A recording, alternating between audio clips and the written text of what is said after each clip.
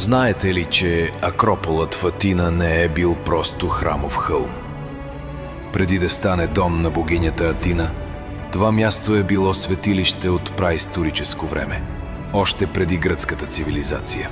Под основите на Партенона археолозите са открили следи от праисторическо селище и древни култови ями. Така че Акрополът не е просто символ на древна Гърция, а място, където историята започва много преди нея. Партенонът в Атина не е първият храм на това място.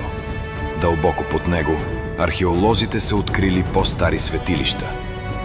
Това означава, че Акрополът е бил свещен хълм още преди раждането на богинята Атина. Под сегашния храм на Атина археолозите откриват останки от Мегарон, голяма правоъгълна сграда от бронзовата епоха, датиран около 13 век преди новата ера. Сградата на Партенонът представлява оптична илюзия. Нито една линия не е права.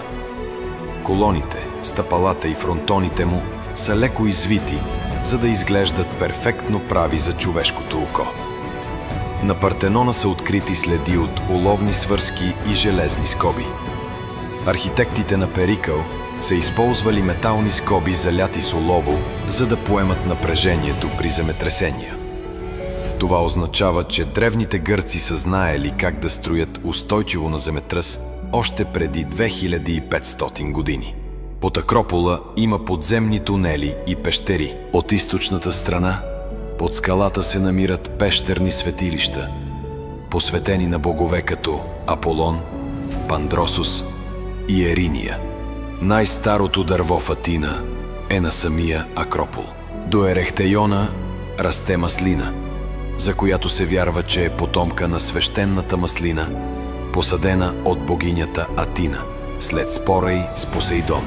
Това е дъщерята на първата маслина на света. Акрополът е бил обитаван и по време на персийското нашествие. Персите го опожаряват през 480 година преди новата ера. Но жителите на Атина вдигат новите храмове върху същите основи, за да покажат, че свещеното място не може да бъде унищожено. Така Акрополът възкръсва от собствените си руини. Пропилеите, или главният вход на храма на Атина, никога не са били завършени. Великолепната мраморна порта, през която минават всички посетители, остава недовършена, вероятно заради Пелопонеската война.